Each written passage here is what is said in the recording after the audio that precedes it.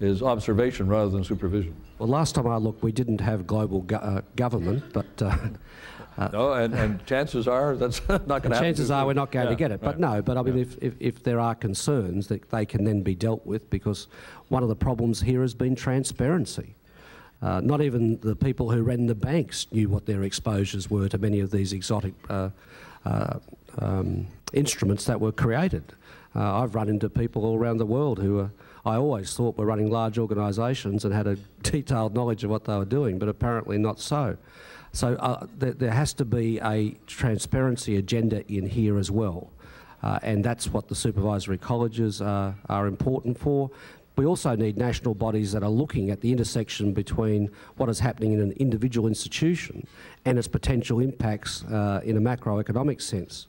And that is where we are trying to join up the activities of organisations like the IMF with the Financial Stability Board, and you'll see that they are increasingly working closely together. But ultimately, responsibility here cannot be with unelected officials or people who are paid very large sums of money to make further money for shareholders. Ultimately, the responsibility here lies with government, and that is why an organisation like the G20 at the end of the day becomes very important, because there never was a body where the major economies were represented and sat around the same table to talk about these issues until 2 years ago. I mean, the G7 simply represented the whole world. While we go to the floor, and if you have a question, put up your hand, the mic will get to you. But just briefly, while we're doing that, in terms of the appreciation of the Chinese currency, do you have a percentage in mind that it should be increased by? No. Questions for? Yeah. I don't talk about currencies for very good reasons. Deputy Prime Minister Earl Evans from Macquarie Group. Just a couple of, I suppose, linked questions around the resource super tax. First of all, your views on hoping to bring that to a close pre the next Australian election, and more importantly, in your discussions with the broader G20 group, do you think there are other countries that are looking at a similar style tax or form of tax to bring their own house in financial order? Well, to start with, this tax that we're putting forward has got nothing to do with our budget at all. What we said was that Australians were not getting fair value for their mineral resources, which they own 100% and which can only be dug up once. That the old royalty system didn't provide that value, and nor was it economically efficient, as a tax on production was actually discouraging investment. The mining industry in Australia itself asked for a profits-related tax, a profits-based tax. We already have a 40% PRRT tax in petroleum and gas in Australia. And the biggest project approval in Australian history, the Gorgon project, a $43 billion project, has been approved under a 40% resource rent tax. So there's nothing new about that. The Deputy Prime, the Prime Minister, the Prime Minister indicated very clearly that she was opening the door to further negotiations and asked that the mining companies open their minds. As a consequence of that, we suspended the advertising that we had on television, and the mining companies have suspended theirs. We will go and talk to the industry in good faith about the design of the tax. That's what we said we would do from day one. We've got a fresh start in those discussions, and I hope we can conclude them as promptly as possible. Next question, please. Mayor, yes. Mm-hmm. Thanks, Don. I understand. First of all, thank you very much for being. Thank you, Deputy Prime Minister, for being here. I think I speak on behalf of everyone in the room when I say we very much appreciate the effort you've made to come to Toronto. I understand that your government has a minister responsible for local authorities who's also responsible for infrastructure. And I'd be interested to hear your perspective on the importance of cities as a partner. There are many challenges in the provision of modern infrastructure, both social and economic, facing us in Australia. We certainly have a deficit of critical economic infrastructure which has grown up over a very long period of time.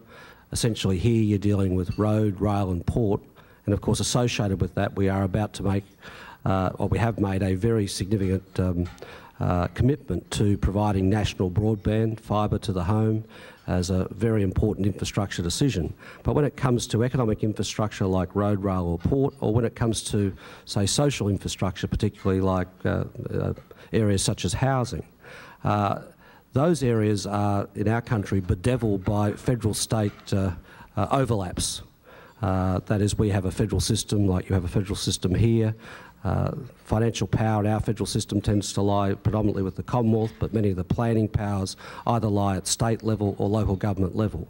When we came to government on a platform of saying that we wanted to end the blame game that was complicating the development of policy in areas such as infrastructure and health, where there were dual responsibilities. So we've started to put in place a new framework whereby we work much more cooperatively, not just with state governments, but also local governments. This is particularly critical in terms of our large cities. We, as a nation, whilst we've got this rural heritage and we're a very big country, tend to congregate in a small number of very large cities or along our coastline. And the infrastructure needs of those cities have not kept pace with very strong population growth. So therefore, through our Minister for Infrastructure and Local Government, we are trying to work our way through a lot of these issues with governments at the local government level, not just the state government. There always tends to be a bit of rivalry between local government and state government. That's before you get to the rivalry between state government and federal government. We've tried to put a lot of that behind us. So we've set up some bodies which bring those tiers of government and the business community together. For example, we have set up a body called Infrastructure Australia. First of all, just to develop a priority list of national projects which could be funded if there were the resources to fund those projects, either from the public sector or the private sector, or some combination of public-private partnership. We need that because for many of these projects, they'll never be funded by the public sector. They'll need to be funded by the private sector.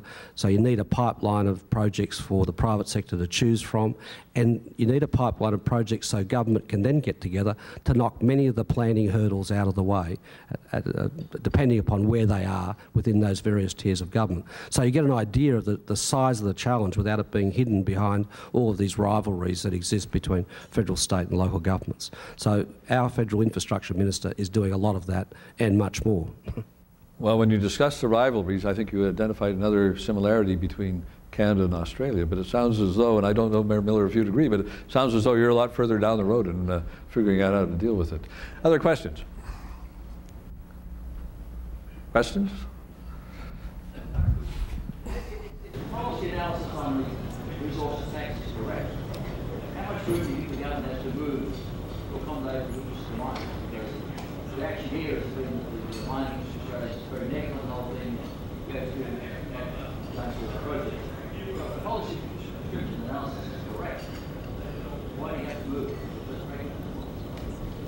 Well, we said on day one that when we announced the proposal that we would sit down and talk to the industry about generous transitional arrangements, that we would talk with the industry about the design.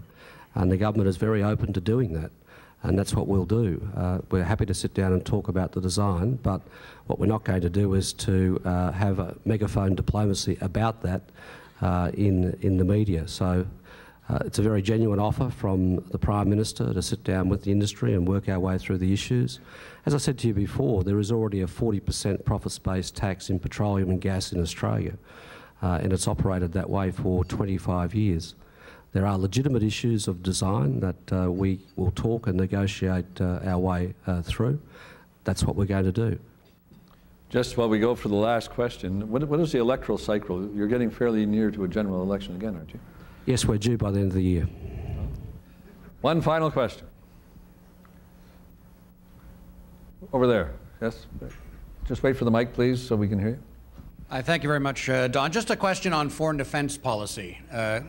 Earlier speakers had mentioned our close cooperation from World War I going forward. I'm just wondering what your view and your government's view is on the best way forward in Afghanistan, in terms of troop withdrawals, in terms of other ways to advance the situation and protect security in that part of the world.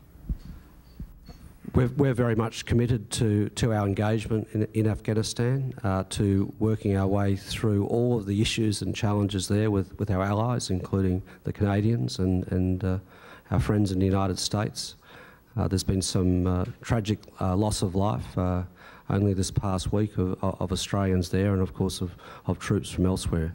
But we believe that the mission is right, and we will continue to work our way through all of the issues associated with that engagement. Well, Deputy Prime Minister, I know I speak for the room, and I thank you for first just being here, but secondly for your remarks and now being forthright with the questions and answers. Thank you very much. Thank you.